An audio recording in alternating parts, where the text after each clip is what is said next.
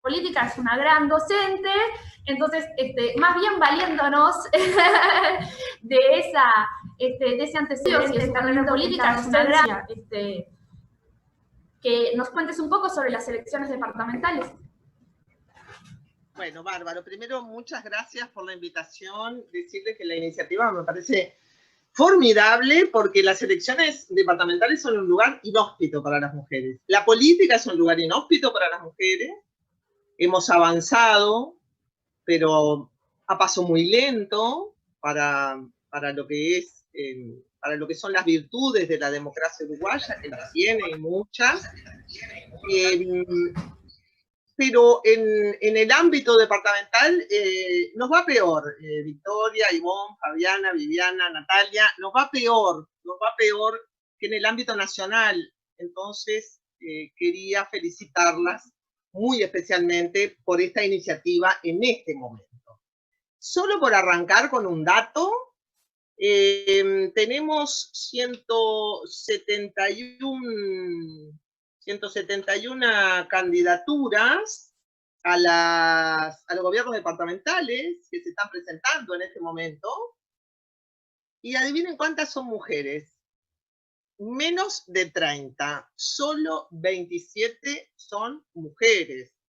Recuerden que además estamos hablando de una elección muy distinta a la elección nacional, en el sentido de que no hay límite para la cantidad de candidatos, candidatas a los gobiernos departamentales que se pueden proponer por parte de los partidos. Entonces, por eso tenemos 171 candidaturas a la intendencia. No es solamente por la cantidad de número de partidos, sino que los partidos presentan varias candidaturas, como ya lo conocemos y lo hemos visto. Recuerden también que esta reforma del sistema político se produjo con la reforma constitucional del año 96. Antes era peor para las mujeres, pero antes se elegía todo en una misma vuelta, ¿no? Se elegía el presidente.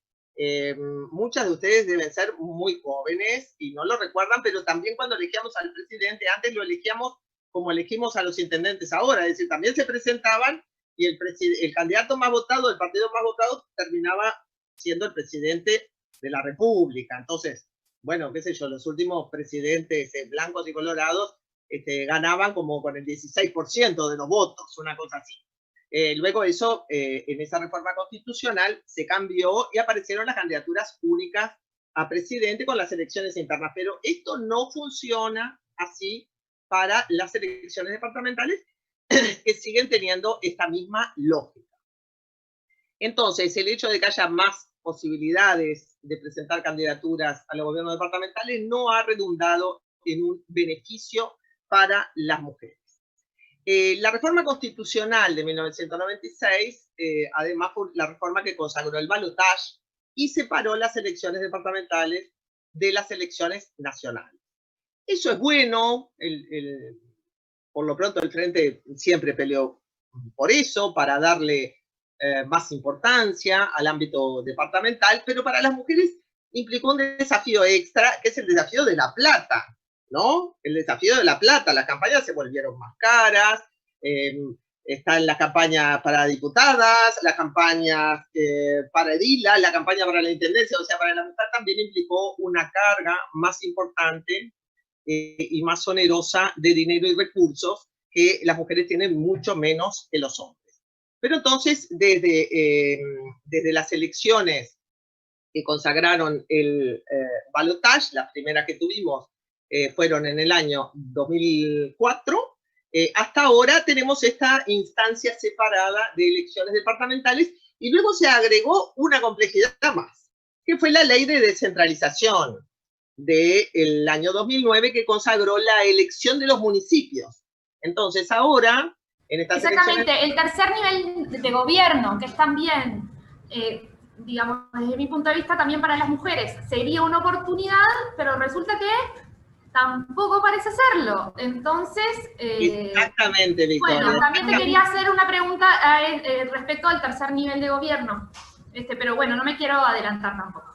Bueno, entonces el tercer nivel de gobierno implica que a nivel entonces de los municipios también elegís cargos ejecutivos, que son las alcaldías, y cargos legislativos, digamos, que son los consejos. La primer gran conclusión que hay que sacar de las elecciones que se han dado bajo esta modalidad hasta ahora es, en términos muy abstractos, que, en primer lugar, las mujeres les va mejor en los cargos de representación que en los cargos de ejecución, que en los cargos presidenciales, digamos, ¿no? Les va mejor siendo diputadas y senadoras que siendo presidentas, y les va mejor siendo edilas y concejalas que siendo alcaldesas o intendentas. Es decir... ¿A qué te referís con les va mejor? Les va mejor en el sentido de que la tasa de representación femenina disminuye con la importancia ejecutiva del cargo. Es decir... Entonces es mínimo. Bueno, las mujeres hemos luchado mucho para ocupar espacios de representación a nivel de lo legislativo. Recordemos que la lucha por la cuota, la lucha por la paridad, son luchas para lograr aumentar la representación femenina en los espacios de deliberación, en los espacios legislativos. Sin embargo, esto no funciona. No tenemos una cuota para pedirle a los partidos que pongan una candidata a presidenta entre 3. No tenemos una cuota para pedirle a los partidos que pongan candidatas a intendenta, no tenemos una cuota para pedirle a los partidos que pongan candidatas a alcaldesa, pero sí tenemos una cuota para las juntas departamentales, sí tenemos una cuota para diputados, sí tenemos una cuota para senado. Lo que muestran las elecciones es que allí donde nosotros tenemos mecanismos de acción afirmativa, las cosas han mejorado. Allí donde no las tenemos, las cosas están igual o peor, dependiendo del clima político del momento. Entonces, la primera gran conclusión, después voy a desarrollar un poquito más esto, es que a las mujeres les va mejor en el sentido que aumenta su tasa de representación femenina en aquellos lugares de deliberación, en aquellos lugares colectivos, como los parlamentos, la Junta Departamental, los legislativos, les va mejor en el legislativo que en el ejecutivo, que son cargos unipersonales. La alcaldía es un cargo unipersonal, la intendencia es un cargo unipersonal, la presidencia es un cargo unipersonal. La unipersonalidad de los cargos va en detrimento de la representación de las mujeres. A las mujeres les va un poco mejor en los órganos colegiados. Pero, de nuevo, si yo lo pienso a nivel nacional, bueno, hay más mujeres en los legislativos que en los órganos siguientes del Estado, en los directorios de las empresas públicas. Todo lo que entraña un poder ejecutivo directo son terrenos en los cuales la mujer aún no ha pisado fuerte. Un ejemplo muy clarito, es que, y esto para ustedes que están haciendo el seguimiento de la campaña, es que teníamos 3 intendentas. En el periodo pasado tuvimos una. Y al paso que vamos, no sé, Victoria, al paso que vamos, no sé, porque si hay 27 mujeres en 171 candidatos, candidatas a los gobiernos departamentales, presumo que el resultado no va, o sea, ya tenemos una oferta limitada, imaginemos cuántas mujeres se pueden elegir de todas estas. Y además, el Partido Nacional... Perdón, Constanza, que debe haber hasta una explicación matemática que yo, como buena licenciada en comunicación, quizás seré capaz de entender en algún momento, pero que es que en la medida en que se da, debe haber, y en ciencia política seguro que también está explicado, ¿no? Pero en la medida de que el sistema de partidos se vuelve tan atomizado dentro de la izquierda y quedan solo, si quedan, las personas cabeza de lista, eso a nosotras nos perjudica. Bueno, eso son un esquema de cuotas. Entonces, yo te quería preguntar un poco por eso, por ese fenómeno, porque quiero plantear este tema también desde el Frente Amplio cuando se están negociando las candidaturas a alcaldías. Las candidaturas únicas a las mujeres nos perjudican, no nos favorecen. ¿tá? Entonces, me parece que, de hecho, yo también soy bastante crítica al tercer nivel de gobierno con ser estrictamente partidizado, pero no es el debate ahora que te quiero dar en este momento, sino, bueno, nada, justamente eso, ¿qué es lo que pasa ahí que terminamos no accediendo por las propias trampas del sistema político? Mira, mencionaste 2 cosas importantes y que merecen cada una reflexión. La primera es que lo del nivel partidizado, el tercer nivel de gobierno, tenés razón, es una discusión que no se ha dado. pero las mujeres que tienen una gran potencia a nivel local, porque tienen trabajo comunitario, porque, bueno, yo qué sé, las líderes de los asentamientos, de las ollas populares, de las comunidades barriales, son mujeres. Allí tenés una gran preponderancia de liderazgos locales.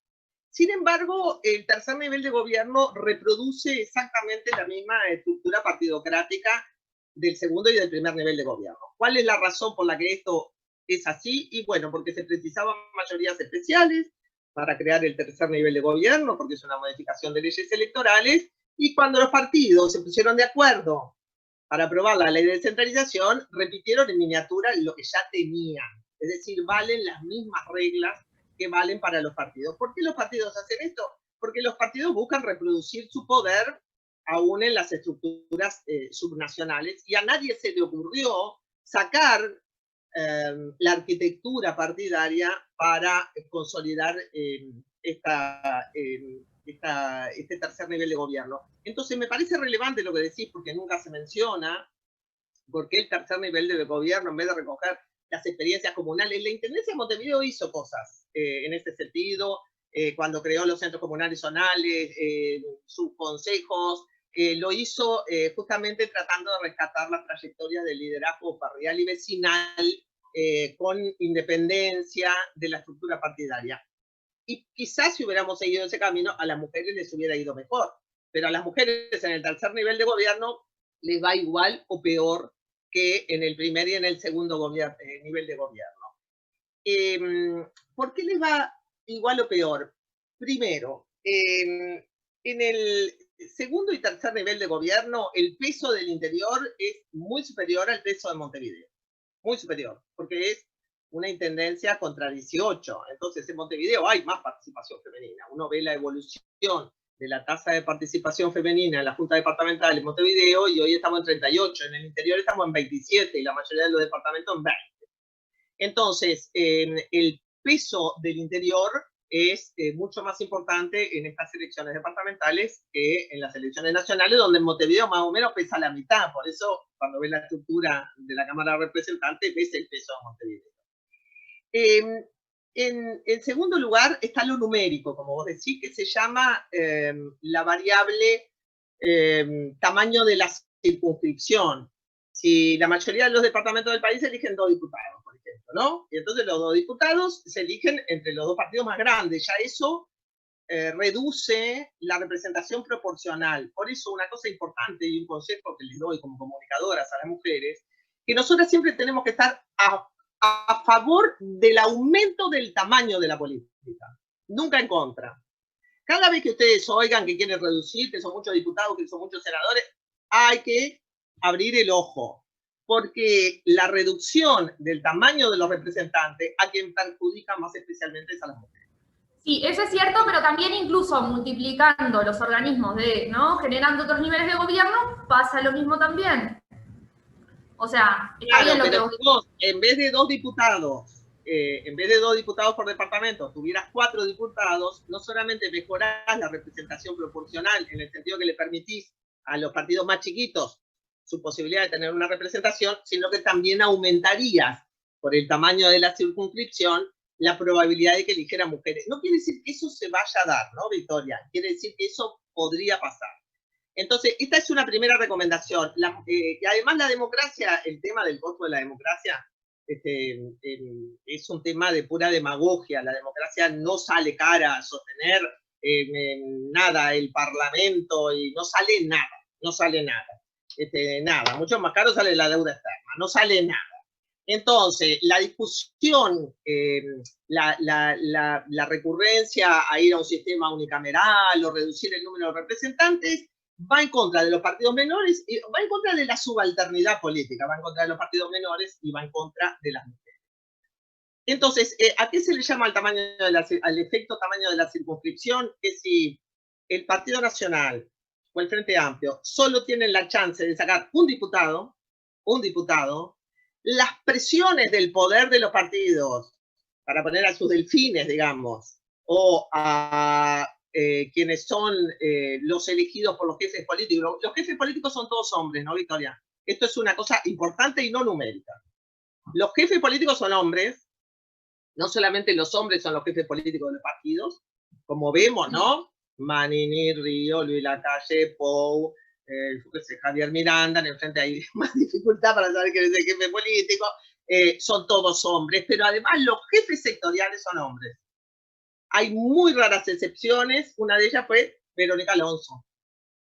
Verónica Alonso. Bueno, gran caso el de Verónica Alonso, que lo quería traer. El caso de Verónica Alonso hay que estudiarlo, porque ella tenía su propio voto, tenía su propio partido, y sin embargo, y eso lo vamos a ver también un poquito más adelante, no le dieron nada. Lo de Verónica Alonso es increíble. O sea, es de un nivel de mezquindad y de cocinazgo que yo, para una mujer en la vereda ideológica enfrente a la mía, ¿no? Que me inspire este nivel de indignación, la violencia política que sufrió la tipa, es inédito en este país. Yo, la verdad, no recuerdo, frente a cada macaco que todavía mantiene el Partido Nacional, como por ejemplo Carlos Moreira, que también es un objetivo de esta campaña que él renuncie y que no se presente a la candidatura. Perdón, pero efectivamente Verónica Alonso es un caso de estudio porque no hay tantas mujeres jefas de su propio sector, digamos. Te lo dice alguien que es jefa de su propio sector. No hay tantas mujeres jefas de su propio sector y Verónica Alonso lo fue, bueno, con un itinerario tan complejo y desgraciado que ni siquiera terminó renovando su banca. Ella había sido diputada, fue senadora, fue candidata a presidenta. Es un caso que vale la pena estudiar, pero las jefaturas políticas son de los hombres, las jefaturas de los sectores políticos, que en el Uruguay son muy importantes, porque los partidos son muy grandes, pero son 1000 partidos adentro, todos y cada uno de ellos, ¿no? Parece un sistema de poco partido, pero es un sistema de muchos partidos que funcionan bajo el paraguas de la ley de Lema. Entonces, la jefatura masculina está el tamaño de la circunscripción, es decir, cuanto menos cargos tenés para elegir, menos probabilidad habrá de que haya una mujer. Al mismo tiempo, las jefaturas son masculinas, por consiguiente, las mujeres, para entrar en una lista, para estar en una lista, dependen de la sanción positiva del hombre. Esto es muy importante entenderlo. Porque la lista cerrada, que es esta lista como votamos nosotros, votás la lista entera, yo que sé, sabés quién es el cabeza de lista, pero no sabés mucho más lo que hay adentro. A diferencia de las listas abiertas, todas tienen complejidades y cosas buenas y malas. Pero la lista cerrada es una lista que depende de la autoridad del partido. El partido ordena, o el sector ordena. Y si los liderazgos son masculinos, van a ser los hombres que ordenen. Van a ser los hombres que ordenen. Y en la medida en que los hombres ordenan, los hombres funcionan como el club de Toby, ¿no? Esto ya lo sabemos. El nivel de confianza que tienen hacia otros hombres es muy superior al que tienen en las mujeres. Los hombres creen poco en el liderazgo femenino, las escuchan muy poco a las mujeres, y en todo caso, si eligen mujeres, van a elegir mujeres funcionales a los hombres. Esto se conoce como el síndrome de la cabaña del tío Tom. En la cabaña del tío Tom había un negro que era a su vez el que esclavizaba a otros negros elegido por la autoridad blanca, digamos. Entonces, el fenómeno de la cabaña del tío Tom es que nosotros conquistamos la cuota, podemos conquistar la paridad, pero como las jefaturas políticas están en manos de hombres, la cuota nos juega muchas veces en contra, porque los hombres no van a elegir mujeres rebeldes feministas para poner en las listas, sino que van a elegir mujeres que de alguna manera estén a su servicio. Que vayan a todas las comisiones, que hagan todos los trabajos, que participen en todas las reuniones, pero no liderazgos auténticos propios. No liderazgos auténticos propios. Por eso está muy discutido en la literatura feminista sobre política, y hay iniciativas de mujeres que arman partidos de mujeres. Bueno, ahora ni siquiera podríamos armar partidos de mujeres, porque en eso la paridad también nos juega en contra. Si vos querés poner todas mujeres, no podés, ¿no? Ahora que tenemos la paridad, te ves obligada también a contemplar eso. Cuando tenés un partido con muchas mujeres, es lo que nos pasa a nosotros, bueno, te ves obligada a eso, de lo que los hombres prescindieron durante los siglos en que estuvo vigente la democracia. Entonces tenés en la jefatura femenina, el tamaño de la circunscripción, la lista cerrada, que es buena para la unidad del partido, pero la lista cerrada, hay, por supuesto, partidos que decidirán democráticamente. De hecho, el propio Partido Nacional ordena sus listas en función de la campaña interna, por ejemplo. Según los votos que saquen en las elecciones internas, ordena la lista. Pero la lista cerrada, en general, depende de una voluntad masculina. Entonces, para las mujeres, la lista cerrada no juega en contra. Pero además hay otra cosa del nivel departamental, Victoria, muy importante. Cuando se impulsan las leyes de descentralización en América Latina en los años 80, a pesar de que había mucha bibliografía positiva con respecto a estas leyes, que decían small is beautiful y vamos arriba con lo pequeño y lo local y qué sé yo, en realidad la motivación para descentralizar funciones y desconcentrar decisiones era que el Estado empezaba como a prescindir y tercerizaba. Del hospital encárgate vos. Después los recursos que le pasaban a los gobiernos departamentales de los municipios eran muy pocos, pero una parte de la bibliografía negra de la descentralización es que fue hecha en los años 80 para que el Estado tercerizara funciones y las mandara para otra parte porque el Estado central no se quería cargar. Sin embargo, nosotros muchos vimos con optimismo, y de hecho la ley de descentralización en buena medida fue posible cuando el Frente Amplio tuvo la mayoría parlamentaria. Primero la ley de descentralización, como vos decís, calcó el sistema político y lo trasladó al nivel local, pero además los controles que tiene el sistema administrativo central del Estado no lo tienen los gobiernos departamentales. Te pongo un ejemplo. Vos no podés entrar a la administración central si no es por concurso. Sí, te pueden hacer un contrato, pero no podés entrar sino por concurso. En la inmensa mayoría de los gobiernos departamentales, los cargos entran a discrecionalidad del jerarca. Es impresionante. La Oficina Nacional de Servicio Civil tiene esos datos, y era algo así como que el 60% de los funcionarios de los gobiernos departamentales son a discreción. Son designación directa. Quiere decir que no pasa por el concurso. Tuvimos una gran discusión para modificar eso. Bueno, hay que tener el apoyo de todos los partidos, y los partidos no quieren abrir mano de sus designaciones discrecionales. Entonces, lo que nos eso explicaría entonces un poco, Constanza, como la diferencia entre por qué un departamento X en las nacionales vota una cosa y en las departamentales vota otra. Bueno, ¿no? Juegan otros intereses también en esto que vos decís, en las circunscripciones pequeñas o las pequeñas localidades, donde los gobiernos locales tienen un peso muy grande en la empleabilidad, ¿no? Y en las prácticas clientelares, ¿qué es lo que sucede ahí? Exacto. Entonces ese es el fenómeno del clientelismo, que se produce tanto por el empleo a nivel del gobierno departamental como por las políticas públicas orientadas discrecionalmente, porque el gobierno central te da una cartera de materiales, pero no va a andar controlando a quién le das vos la cartera de materiales, dónde haces la calle. Entonces, todo ese margen de discrecionalidad que sigue existiendo en la inmensa mayoría de los gobiernos departamentales, ni te digo al norte del Río Negro, todo ese margen de discrecionalidad hizo con que la descentralización fuera secuestrada por el pequeño caudillismo local, Entonces la descentralización reforzó el caudillismo, reforzó el clientelismo y no contribuyó a profundizar la democracia. Y en la medida que no contribuyó a fortalecer la democracia, tampoco contribuyó a fortalecer la participación de las mujeres. Porque cada vez que se fortalece la democracia, Victoria, nosotras ganamos. Cada vez que se formalizan los procedimientos, esto vale para la política, pero vale para las instituciones, nosotras ganamos. Cuanto más discrecionalidad e informalidad en la toma de posiciones, nosotras perdemos. Entonces, estas son cosas importantes para el feminismo. Nosotros tenemos que luchar por la institucionalización de las reglas, por la formalización de los procedimientos. Porque cuando se aplica la discrecionalidad, por la institucionalización de las reglas. Entonces, bueno, esto, ni hablar del nepotismo, ¿no? Ni hablar del nepotismo, que está prohibido en la Constitución, pero es súper frecuente. súper frecuente. ¿Cómo se produce el nepotismo?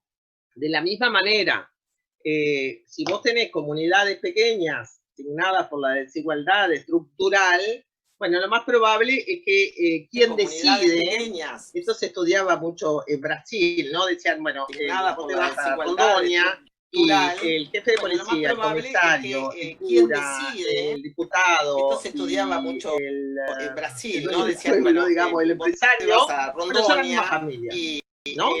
Es el familismo en la política que se le llama el patrimonialismo. Finalmente vos terminás tratando los bienes públicos y los pueblos y las comunidades como si fueran tuyos. Entonces el nepotismo es otro rasgo de esto, que con la ley de descentralización se profundizó en vez de reducirse, porque la cultura política local dominante se tragó a la ley de descentralización. ¿Y esto en qué se evidencia? Bueno, yo tengo por acá algunos ejemplos. Nosotras tuvimos la tasa de intendentas más alta del Uruguay cuando se eligieron Adriana Peña, Patricia Ayala y Olivera.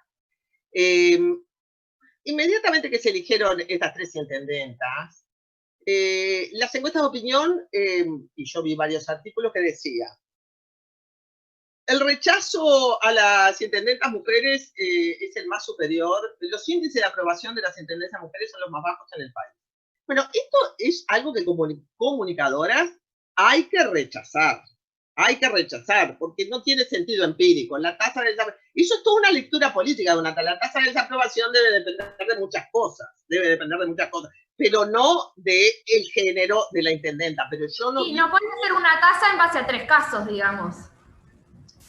Por eso no tiene fundamento científico, pero eso se usó para mostrar, ¿vieron? Depositaron su responsabilidad en las mujeres y las mujeres lo defraudaron. Las mujeres no sirven para la política.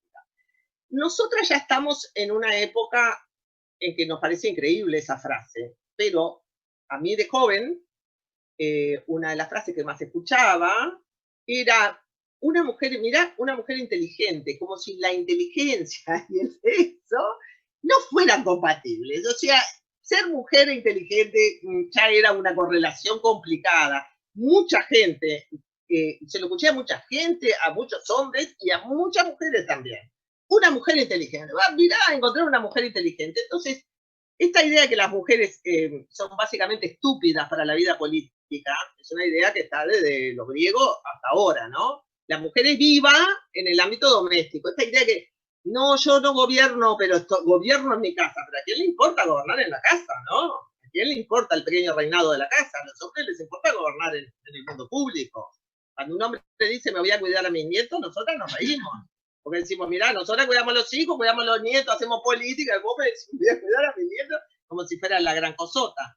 Entonces, la estupidez de la mujer en el mundo público, esa característica de no ser inteligente para el mundo público, no implicaba, sin embargo, que no las reconocieran para el mundo privado. Para el mundo privado eran buenas como madres. Bueno, esta separación entre mundo privado y mundo público, que es una separación del patriarcado, pero que es una separación de la política y del modo de dominación, bueno, también se extiende en el mundo público. Entonces las mujeres, bueno, son buenas, pueden llegar a ser una buena ministra de Salud, una buena ministra de Vivienda, el MIDES, pero bueno, encargarle la presidencia del Banco Central, no. Encargarle la Cancillería, no. Y lo mismo pasa cuando se dice esta frase, bueno, las mujeres son buenas en la economía porque se ocupan de la economía doméstica. También tenemos que revelarnos, porque esto que parece poner una mujer al frente de la economía, vos decís, qué bárbaro, ¿no? Porque la economía no es para mujeres. Sin embargo, cuando se defiende ese rol de las mujeres, y yo lo recuerdo a Evo Morales que decía, va a ser una excelente ministra de Economía porque se encarga de las cuentas de la casa, también se concibe como una prolongación de nuestros roles domésticos. Por eso, yo, entre otras cosas, me dediqué al tema de las Fuerzas Armadas, porque una mujer dedicándose al tema de las Fuerzas Armadas es la cosa más exótica que hay. Entonces, las mujeres tenemos que aprender a cultivar los espacios de disputa simbólica. y de disputa política que están asociadas y la cosa más lo más exótica que hay. Entonces, las Fuerzas Armadas, la economía, el mundo financiero, las relaciones internacionales, porque si no, por más que conquistemos lugares de poder, vamos a ser eternas ministras de vivienda, eternas ministras de desarrollo social, eternas ministras de educación, eternas ministras de educación. Acá Natalia Almada dice con muy buen tino que para César Vega somos buenas en la intendencia porque sabemos limpiar, es verdad. Gracias, Natalia. Natalia, lo de César Vega es perfecto, ¿no? Porque él que habla como con su inconsciente patriarcal y lo vuelca así, exactamente, hace eso, le imputa a la candidata Raffo la capacidad de mantener limpia la ciudad porque las mujeres somos, él trata de decir que las mujeres somos menos chanchas que los hombres, pero en realidad lo que hace es esa misma prolongación de la actividad doméstica a la actividad pública. Entonces, sí, las mujeres son buenas para limpiar, las mujeres son buenas para el MIDES, pero no, eso quiere decir que no son buenas mandando. Y esta es la otra cosa, junto con el tema de la inteligencia, la estupidez pública de las mujeres, ¿no? La atribución de estupidez pública y sabiduría privada va de la mano con este tema de que la mujer no sabe mandar porque a las mujeres los hombres no las obedecen. Eso tiene que ver, ¿vieron cómo es la distribución padre-madre en la familia? Según Freud, ¿no? El padre es la autoridad, es el super yo, digamos, es el que te orienta a tu lugar público en el mundo, el que te da la estructura del mundo, la madre te da la estructura del afecto. Entonces, creo yo que el tema es que si vos tenés una mujer, no la van a obedecer, no va a saber mandar. Y algo de esto pasó con las intendentas mujeres. Porque por lo menos en algunos casos que yo vi y que conozco más de cerca, las intendentas mujeres, uno de los principales problemas que tenían era con su propio partido. Ya no ni con la gente, ni con el Estado, ni si sabían gestionar, si no sabían gestionar, sino con la dificultad que les producía su propio partido. Y aquí quería darles un dato de un estudio de Tello del 2009, que hizo una gran encuesta a alcaldes y concejalas de América Latina sobre sus dificultades en política. En esa época, también en el 2009, se habían relevado algo así como 1.800 municipios y la tasa de participación, estoy mirando los papeles, la tasa de representatividad femenina era del 5% en América Latina, a nivel de los municipios, para que vean lo mal que nos va. Entonces, bueno, 27% de las mujeres dijeron que no tenían dificultad, no habían tenido ninguna dificultad. El 31% dijo que había tenido dificultades culturales. Por los estereotipos. Acá voy a nombrar algo, ¿no? Una mujer fea, mal vestida, vieja, gorda, yo qué sé, es un objeto de escarnio público insufrible. Insufrible. Los hombres... Sí, podemos mencionar, bueno, el caso de Lucía Topolansky, ¿no? Como uno de los ejemplos como paradigmáticos. Lo que en Mujica era pintoresco, en lo de Lucía era desaseo y desprolijidad, porque se podía decir, pero en el caso de Mujica eso aparecía como un signo positivo y en el de Lucía y ni que hablar si tenés cabello rizado, ¿no? Parece que hay como una fijación, digamos, machista respecto a eso, bueno, pero eso me dijo, o sea, que es tan disparatado que el otro día nos lo comentó la diputada Verónica Mato, que bueno, que le hacían referencia a su cabello rizado, que se ve que es algo como particularmente sensible a la hora de hacer política porque llama bastante la atención, ¿no? Bueno, primero que el pelo rizado tiene como una especie de denotación de afrodescendencia, entonces si tenés el pelo rizado es que debe tener algún negro en el árbol genealógico, entonces hay una cuestión de racismo con el pelo rizado, muy importante. Michelle Obama no tenía el pelo rizado, ¿no? Se lo laseaba salvajemente. Le mando un gran abrazo a una amiga Mayra da Silva, artista plástica, que ella hace su obra en base a su pelo, a la historia del vínculo con su pelo por tener el pelo rizado también, ¿no? Bueno, y además hace algunos años vi, muy gracioso, una especie de consejos hecho como por una empresa de marketing, sobre cómo te debías vestir para conseguir un trabajo. Entonces, bueno, que tenías que usar chaqueta, que tenías que usar y sobre todo, que tenías que tener el pelo lacio. No te vas a presentar una entrevista de trabajo con esta melena de leona. Entonces, es racismo, o sea, tiene una perspectiva racista detrás. Es la misma razón por la que en México, ¿por qué los mexicanos se dejaban tanto el bigote? Bueno, para mostrar que le crecía el bigote, que no eran indígenas, lampiños, ¿no? Es decir, son las marcas raciales que tratan de ser trascendidas a través del emblanquecimiento, etc. Bueno, pero también hablamos, vinculado a eso del tema capilar.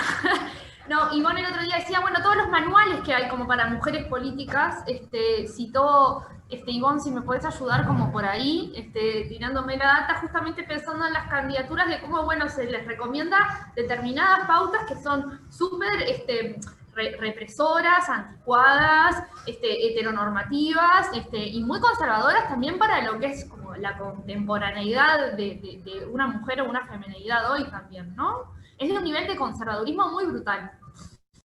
Totalmente.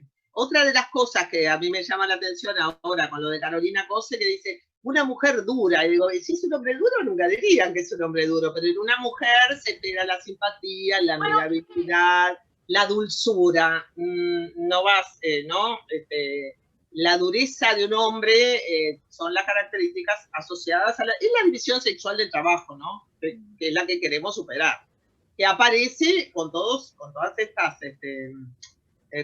estas manifestaciones. Pero bueno, un 31% entonces de las características asociadas a las alcaldesas y concejalas de América Latina decía que había enfrentado dificultades culturales debido a los estereotipos.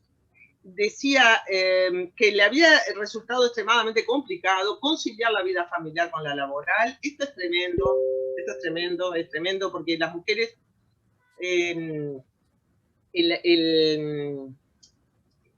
las mujeres son las responsables de los cuidados, siguen siendo las responsables de cuidado acá y en el resto del planeta, y eso es así, y ya está, ¿no? Ya está, no, luchamos contra eso, pero sigue siendo así. Y con el cuidado no me refiero solamente al tema de la maternidad, al tema de los hijos, sino el cuidado de los ancianos, el cuidado de los otros, el cuidado recae en nosotras. Y entonces, por supuesto que hay excepciones y las generaciones nuevas lo están trabajando de otra manera, pero... todavía estamos muy lejos. Totalmente. Muy lejos estamos, incluso transversaliza las clases sociales, y eso es de un universo muy poco significativo en Uruguay. Entonces, siempre se dice que para las mujeres la política es la tercera jornada, ¿no? Porque es el trabajo, ¿no? Ya en el Uruguay la inmensa mayoría de las mujeres trabajan en pie de igualdad con los hombres, o más porque ganan menos, es el trabajo, es la familia y es la política. Para los hombres hay un sostén familiar que funciona como un colchón, y entonces ellos se dedican a la política. Eso implica que buena parte de la vida cotidiana, de la capilaridad de la política de todos los días, es profundamente masculina, para empezar por los horarios. Los horarios de las reuniones políticas son nocturnos. Los horarios de las reuniones políticas son nocturnos. Antes se bebía mucho alcohol, ahora no se bebe. Son nocturnos, y además no hay espacio de cuidado para las mujeres que tienen hijos. Eso es muy difícil encontrarlo, ¿no? En el Frente Amplio, en un grupo político, no hay ninguna forma de construir política que sea mínimamente amigable para con esa lógica de cuidado. Entonces, muchas mujeres, el sufrimiento, porque para hacer política es importante sentirse satisfechos. Yo siempre digo que los hombres han sido educados para ser presidentes desde chiquitos, no para ser presidente de la República, pero para ser presidente del club de fútbol, para ser presidente de no sé qué, pero para ellos el poder es connatural, ¿no? Y además es un símbolo de prestigio y de poder. Para la mujer, el poder es un sacrificio añadido a el sacrificio de la vida, es decir, no funciona como un estimulante, no funciona en el sentido libidinal, que funciona el poder para los hombres. Entonces, como no entraña esa cuestión afectiva positiva, el poder termina siendo tremendamente desgastante y la tasa de abandono de las mujeres de la política es infinitamente superior a los hombres. Es decir, cuando dicen está atornillado al sillón, yo siempre digo atornillado, porque atornillada no, atornillada no. Y eso lo vemos en el ejemplo de las 3 intendentas, porque de hecho la tasa de reelección de los intendentes es muy alta en este país, y sin embargo ni siquiera ni Patricia Ayala ni Ana Olivera se reeligieron. Bueno, el 31% hablaba de los estereotipos culturales, de la dificultad para conciliar la vida familiar y la vida laboral. Esto tiene un impacto también, y es que las mujeres entran a la vida política más adultas, más grandes, cuando logran de alguna manera desprenderse de las obligaciones de la vida familiar. Y este es un impacto tremendamente negativo, porque para las mujeres jóvenes, entonces, hay mucho menos impulso para entrar en la política. Por allí hay cálculos sobre la edad promedio en cada país, pero es muy superior la entrada en la política de las mujeres que de los hombres. Y después el desprecio o el menosprecio de los hombres, ¿no? Este sentido descalificante. Bueno, claro, una se pudre, ¿no? Si todo el tiempo se trata mal y yo qué sé, se va. Porque además las mujeres tienen otros espacios para ser feliz, ¿no? Tienen otros espacios, tienen su comunidad, tienen su vida familiar, su vida de los afectos. Entonces,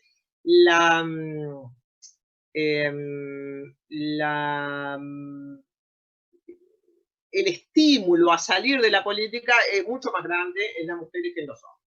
En tercer lugar, el 13% de las mujeres mencionaban los obstáculos económicos. Esto es también muy importante. No hay líneas de financiamiento político para mujeres, o sea que terminás dependiendo de los hombres. Y nosotras con Mónica Xavier trabajamos con mucha otra gente, pero defendimos que el voto a las candidaturas de mujeres se pagara un poquito más que el voto a las candidaturas de los hombres. Es decir, si los hombres cobraban $5 por voto, nosotras cobrar 5,5, que se constituía como, a vos te cuesta más la política, un estímulo positivo desde el punto de vista del financiamiento, premiar a los partidos que llevaran más mujeres. En fin, hicimos toda una cosa muy responsable, muy seria, que nunca jamás Victoria salió, porque el Ministerio de Economía dijo que eso era aumentar el gasto, porque nadie lo quería, pero hay que seguir trabajando en eso. Hay que conseguir mecanismos de acción afirmativa o discriminación positiva financieros para las mujeres. Sí, buenos incentivos, ¿no? También interesantes para el sistema de partidos y también para que genere autonomía política para las mujeres. Exacto. Recuerden que ahora como los partidos tienen la obligación de poner mujeres en las listas, van a tener una gran propensión a elegir las mujeres menos problemáticas y menos feministas de todas. En ese sentido, nosotras siempre decimos, no importa que no sea feminista, que entre a la política y después la convertimos, porque es un poco, siempre fue nuestra idea, pero los partidos obligados a poner mujeres van a poner mujeres funcionales a el liderazgo masculino. Yo le llamo mujeres funcionales al patriarcado. Yo fui una gran peleadora por el tema de las cuotas, pero esto hay que saberlo, porque es un resultado negativo que viene aparejado. Es decir, vos lográs el mecanismo, pero después... Obvio, Verónica Alonso, las feministas nunca te hubiéramos hecho lo que te hicieron. Seguro que no, capaz que otras cosas, pero no eso. No ese nivel de desprecio tan ruin. Pero bueno, no sé por qué estoy con esa idea fija, pero tengo un par de preguntas para hacerte. Casa Grande, tu sector apoya a Carolina Cose. Carolina Cose es una de las candidatas de campaña feminista también. Yo te quería como preguntar respecto a Carolina de cómo este tema de construir a Carolina en el sentido de que, de que no cumple como ese estereotipo de mujer cuidadora y cálida, ¿no? Y hay una especie como de carencia o de padecimiento o de demanda hacia ella respecto a esa característica personal. ¿Cómo podemos, en realidad, nosotras comunicacionalmente laburar eso? ¿Cómo, en realidad, es como También ponemos en evidencia, bueno, su trayectoria, su currículum, el hecho de que es una mujer brillante y con muchísima experiencia en gestión. Entonces, bueno, ¿cómo nos apoyamos en, por ejemplo, en Carolina Cose, o por qué ustedes piensan que es la mejor candidata para Montevideo también? Bueno, efectivamente Carolina para la política tradicional es un elemento extraño, a pesar de que es una mujer de cualidades innegables, de cualidades de gestión, de inteligencia, de solvencia, y además uno va asistiendo a su construcción como sujeta política también, ¿no? La va viendo cómo ella misma se va transformando, y sin embargo se exigen de ella unas características, que sea simpática, que sonría, que sea amable, o sea, que están asociadas, que no se le exigirían a un hombre jamás en la vida, que no se le exigirían a un hombre jamás en la vida. Entonces, yo creo que la manera de ayudarla es apoyarla cuando la satanizan, apoyarla cuando le hacen el bullying político tremendo que le hacen en las redes. Yo la apoyo, y además Carolina tiene un equipo de mujeres, eso también hay que decirlo, tiene un equipo de mujeres, está muy apoyada en mujeres, ha ido construyendo esto con mujeres, pero hay un tema de violencia política con las mujeres que está tipificada en la ley. Pero bueno, voy a sonar muy antipática en esto que voy a decir. A Mónica Xavier, el Frente la obligó a renunciar a la presidencia del Frente. Para mí eso es violencia política. No se le hizo por una cuestión de género, sino porque esto, porque lo otro, no sé. Pero cuando es una mujer, es como, si es una mujer, si es una afrodescendiente, si es gay, yo ya desconfío, ¿viste? Es como el tema del abuso sexual, ¿no? Si a vos te lo dicen, vos ya te ponés de ese lado, porque ese es el lado de nuestra sensibilidad, porque ese es el lado en el que tenemos que estar sensibles y afectivamente. Es decir, no nos da todo lo mismo. Ni miramos el mundo con un criterio universal. No, no, no. Esa universalidad es profundamente masculina, así que miramos el mundo con otro criterio. Yo creo que hay mucha violencia política contra Carolina, hay mucha violencia política contra Fabiana Goyeneche, hubo mucha violencia política contra mí, la hubo contra Mónica Xavier. Entonces, a mí me parece que una de las cosas que nosotros podemos hacer en este mundo de redes, y ustedes que están ahí y que son mucho más sabias que yo en todo esto, es a ver cómo generar como una especie de no de respuesta de la misma intensidad, pero siempre de deconstrucción del discurso de odio cuando se trata de mujeres políticas, señalándolo, impidiéndolo, bloqueándolo. Eso es muy importante porque no va a impedir que te erosione, te socave, porque es impresionante lo que se sufre con eso, pero por lo menos te va a sentir, te va a hacer sentir rodeada de un esquema de sororidad por el hecho de que seas mujer, porque de la misma manera que nosotros tipificamos los crímenes de odio por ser mujer, crímenes de odio por la condición racial, crímenes de odio por la orientación sexual, también tenemos que aprender no solo a tipificar el odio, sino la solidaridad. La solidaridad por la condición de mujer, la solidaridad por... Digo esto porque la sororidad entre mujeres no alcanza, ¿no? Es necesario que nos acompañen los hombres también. Pero la solidaridad entre mujeres falta y mucho, porque la competencia entre las mujeres que produce este sistema electoral en el que somos pocas, es la competencia entre los hombres y la competencia política es muy salvaje, pero entre las mujeres es terrible. Y como además vos sabés que tu lugar depende de que tu jefe político te admita, se vuelve peor. Entonces hay que tener esa conciencia de que la jaula de ratas en la que vivimos la construyeron otros, la construyeron otros. Porque si vos no tenés esa conciencia, finalmente terminás en una competencia entre mujeres tremenda para repartirse el pedacito de queso que nos dan. Entonces, para las mujeres vale lo mismo que para la economía, ¿no? No quiero más mi pedazo de la torta, quiero aumentar la torta, porque si no nos vemos llevadas a unas competencias que erosionan lo que para nosotros es necesario y para los hombres no. Porque pasa lo mismo con los obreros y con los patrones. Los obreros necesitan la unidad. Los patrones no, porque tienen el poder y el dinero, ¿no? Quien necesita la unidad son los subalternos. Entonces nosotras necesitamos estas cosas como la que hacemos hoy, las necesitamos para sobrevivir, porque, y esto voy a mencionar a Verónica Alonso otra vez, ella decía, cada vez que una mujer me dice, yo no preciso la cuota, porque Verónica me ayudó mucho con la última ley de cuotas, esto hay que decirlo, yo tengo ganas de decirle, yo no precisé la cuota para entrar, y Victoria, yo tampoco, ¿no? Que fui cabeza de lista. Entonces, sí, vos estás defendiendo cosas, pero no por vos. Estás defendiendo cosas por el conjunto, porque vos sabés que si no hay masa crítica de las mujeres, aquello que decía Michelle Bachelet, cuando una mujer no entra a la política la cambia, pero si entramos muchas, cambiamos la política, que sola no vas a ningún lado. Entonces, defender una sororidad, pero como bien interesada en el sentido de que sea por el bien de la democracia, por el bien de la participación de las mujeres. No pido una sororidad afectiva, no pido una sororidad ciega, no creo que las mujeres sean mejores por ser mujeres, creo que son más desgraciadas, subalternas y dominadas, y cualquier persona de izquierda va a luchar por estas cosas. No creo que porque seamos mujeres nos llevemos mejores, ni que seamos mejores, no creo en ese esencialismo.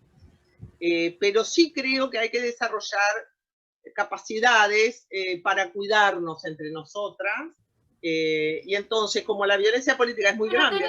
Tenía una pregunta que va con lo que estabas diciendo, entonces como que la quiero hilvanar. Eso, ¿cómo, digamos, como comunicadoras, en qué puntos nosotras podemos apoyar, digamos, y podemos apoyarlas a las candidatas, tú como candidata, ¿en qué aspecto vos sentís que, bueno, que puede ser de utilidad nuestro saber? Lo que sí también nos damos cuenta, o nos dimos cuenta a partir de las experiencias de las elecciones nacionales, es que al final, si bien el asesoramiento es comunicacional y el bombo es comunicacional y el trabajo es en redes, la trama afectiva y el sostén para algunos casos termina siendo igual o casi más importante en estas redes que se arman. Entonces, como en este sentido de que vos lo traías, también, bueno, ¿cómo podemos apoyar nosotras a las candidatas, nosotras, las 70 comunicadoras de campaña feminista o cualquier mujer interesada en la política? Bueno, 2 o 3 cosas. Primero, a las mujeres, la aparición de las mujeres en los medios es mínima, ¿no? Te van a sacar si decís algo en contra de alguien, pero después es mínima. Entonces, hay que visibilizarlas y hay que darles voz. Entonces, yo, no sé, pienso que si fuera periodista estaría entrevistando mujeres todo el tiempo, porque la verdad es que muchas veces las políticas dependimos de periodistas mujeres, ¿no? Eso a mí me pasó con Sonia Brescia, con María Inés Ubaldía, con Natalia Ubal, con Lourdes Rodríguez, o sea... O sea que hago el reconocimiento solo a unas poquitas, pero me parece que esa solidaridad de las mujeres, Eliana Silva, Blanca Rodríguez, bueno, cuando eso existe, vos aumentás tus chances de tener una aparición pública. Entonces es importante trabajar con las personas que están en los medios para que te den un espacio. Eso es lo primero. Y es muy importante porque para mucha gente no es que necesiten de los medios para conocerte si te vas a presentar alcalde de Tambores, pero si estás en los medios, adquirís otra legitimidad ante sus ojos. Entonces, es muy importante trabajar con las personas que están en los medios en este sentido, porque los medios, si no, solo van a destacar a los hombres. También con las encuestas de opinión, ¿no? Eso también lo hemos hablado mucho con la mujer. Jamás en la vida te hacen ahora, bueno, miden a Rafa, porque lógico, y miden a Carolina, pero no es posible que en las encuestas de opinión siempre pregunten por los hombres. Hagan acción afirmativa y pongan mujeres, medida a las mujeres, porque si no, reproducen como la misma cosa. En tercer lugar, el bullying político, ¿no? El bullying político, es decir, si a una candidata mujer la están matando, bueno, para las personas que están en las redes tiene que encontrarse la posibilidad de darles una parada de carro, por decirlo de alguna manera, ¿entendés? De ponerse firme, porque hay una lógica del insulto contra la cual, nada, que vayan, no sé, hay que hacerles un proceso legal. El insulto me parece que es pura violencia y que debería estar sometido a una norma jurídica. Hay algunas normas jurídicas, pero pocas. Lo vi especialmente con mi querida amiga y colega Fabiana Goyeneche, ¿no? Los niveles de agresividad con Fabiana Goyeneche han sido verdaderamente terribles. Y allí, bueno, las comunicadoras la pueden blindar, la pueden ayudar, la pueden contener. Aunque no te importe lo que diga o no te guste lo que diga, pero es un tema así de sororidad bien intencionada. Si defendés a la otra, estás defendiendo al colectivo. Y en tercer lugar, Victoria, y esto hay que explorarlo, las mujeres son la mitad del electorado de este país. Y le preocupan cosas distintas a las que le preocupa a los hombres. Los hombres se pueden pasar discutiendo sobre el déficit fiscal, que nadie entiende lo que es el déficit fiscal, durante horas y páginas. Ahora, las mujeres, por ejemplo, ahora que hay una reducción en el gasto público en ACE, bueno, las mujeres que somos las consumidoras de salud, Victoria, tendríamos que estar manifestándonos contra el recorte del gasto público en salud y educación, porque eso a nosotras nos mata. Nos mata por los dos lados, nos mata porque recortan los recursos. Imagínate el sistema de cuidados, ¿no? El sistema de cuidados. Nos cortan los recursos que van hacia nosotras, y además nosotras somos la mano de obra de la salud y educación. Somos la mano de obra, tenemos que reconocernos en eso. Entonces, creo que hay que generar una comunicación para ese público femenino y no repetir la misma cosa, el déficit fiscal, de la inflación, porque hay un tema de repetición de los mensajes que te vuelve loca con la cantidad de cosas que hay para decir, y eso lo viví en la vida política cotidiana, ¿no? O sea, al periodista estrella o al medio estrella se le ocurría que lo que había pasado importante en esa sesión en la cual se habían discutido 5 proyectos de ley importantes, era yo qué sé, por decirte algo, el aumento del impuesto de primaria para los sectores rurales. Todos los periodistas y todas las periodistas preguntaban por el impuesto primario a las mismas personas. Hay que generar diversidad en la comunicación. Eso, ya solo eso nos ayuda, aunque nosotras no estemos en el centro. Generar diversidad y hablar de otras cosas. A la gente le preguntan, ¿cuál piensa usted que son los principales problemas del país? Y la gente dice, y la seguridad, el desempleo, pero porque repite lo que cree que es importante decir. Ahora, seguramente, si le preguntáis a las personas cuáles son sus principales problemas, además del dinero, están los afectos, está la familia, el que está enfermo, ¿entendés? Entonces, esos mensajes, en algún caso, han funcionado, han habido candidaturas fantásticas y grandes creaciones políticas a partir de esa capacidad de transmitir mensajes hacia ese público que son mujeres, que piensan con otra cabeza y que viven otra vida. Nadie nos habla, ¿eh? Nadie nos habla. Entonces, hablémonos nosotras, que somos la mitad del mundo, Victoria. Tremendo número tenemos, ¿no? Y por último. Es una buena pecera, es una buena, como dicen. Por último, las mujeres jóvenes en política, ¿no? Las mujeres jóvenes en política. La política tiene que ser entusiasmante, tenemos que transmitir que la política y la defensa de la política ayuda también, Victoria. La política no es un nido de ratas, la política no, yo te diría que más se matan en la discusión en mi edificio los propietarios de los apartamentos que en una sesión del Senado. Siempre les digo eso, se ve que acá no hay regla, porque si el país funcionara como discuten ustedes acá, socorro, andaríamos a los tiros. Entonces, la política tiene formas de administración ordenadas del conflicto, y sin política no existe nada. Entonces, hay que defender a la política, hay que defender lo público, porque la política y lo público son hermanas gemelas. Hay que defender a la política y eso nos va a ayudar a las mujeres. Cualquier profundización democrática nos ayuda. Constanza, ya estamos reabusando de tu tiempo, pero hay una pregunta que llegó y no la quería dejar de hacer y me parece fundamental. Y bueno, nada, yo ya me quedo como con ganas de otra segunda charleta porque siempre nos echas mucha luz y realmente para ser buen comunicador, lo digo también no solo como activista de la comunicación, sino como licenciada y como docente universitaria, para saber de comunicación hay que saber de los temas, ¿no? Entonces, esta es la base de cualquier estrategia para cualquier comunicador, cualquier comunicadora, cualquier persona que se quiera dedicar a esto, ¿no? Entonces es fundamental poder estar informados e informadas y es por el interior del país. Te quería preguntar, bueno, justamente también hablamos, bueno, de cómo apoyarnos entre mujeres y cómo armar una red, una alianza de candidatas, de comunicadoras. Estamos en la construcción de eso, una alianza basada en lo suprapartidario y en lo, digamos, en la competencia y en la competencia, no, en la complementación de saberes y en una alianza sorora que permita hackear el sistema político patriarcal. Ese es nuestro objetivo final, digamos, ¿no? Nuestra utopía. Pero, nada, también, justamente lo que hablábamos al principio, el interior tiene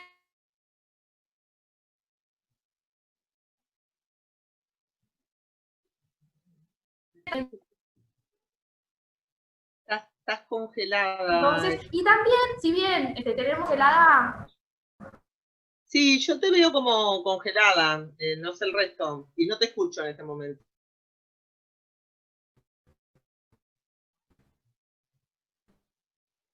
Sí, está congelada. Victoria. Bueno.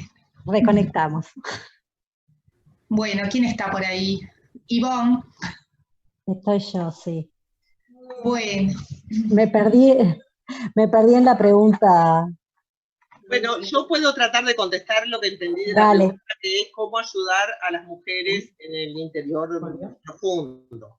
Y quería darles algunos datos. Además de las intendentas, se eligen 589 ediles. La tasa de representación femenina en el edilato está en 28%, es decir, una tercera parte. Se eligen 112 alcaldes. La tasa de representación femenina está bajando de 24 a 16. Hay que poner el ojo en eso. ¿Qué pasa con las mujeres alcaldesas? Bueno, nosotras estamos en una lucha con Silvana Pisano en el municipio B, simplemente para que pueda presentarse y competir.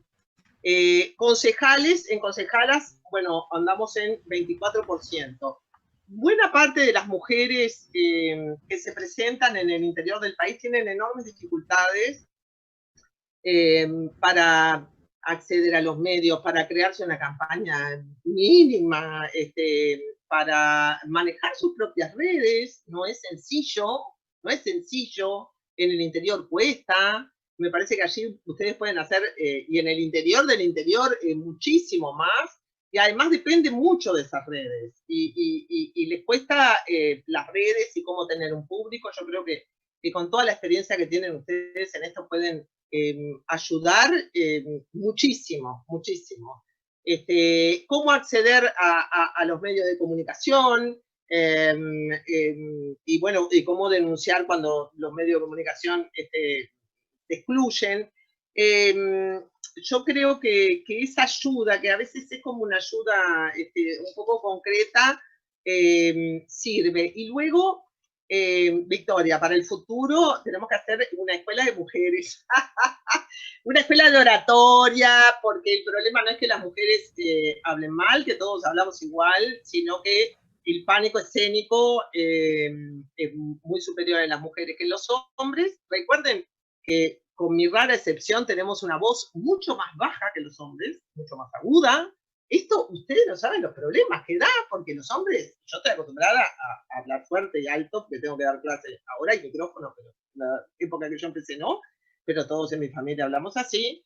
Pero una mujer con una voz aguda, y bueno, a Margaret Thatcher le decían que gritaba, y Margaret Thatcher decía, y grito porque si no, no me escuchan. Entonces, eso es así, la voz nos juega en contra en el mundo lleno de testosterona de los hombres, donde ustedes vieron lo que gritan y cómo importan la voz y todo eso. nosotras no vamos a impostar la voz, nosotras no vamos a gritar, pero tenemos Bueno, lo que le pasó a Veromato, ¿no? Hace poquito. Bueno, y eso que ella tiene una persona, eso fue violencia política, ¿no? Por ejemplo. Claramente.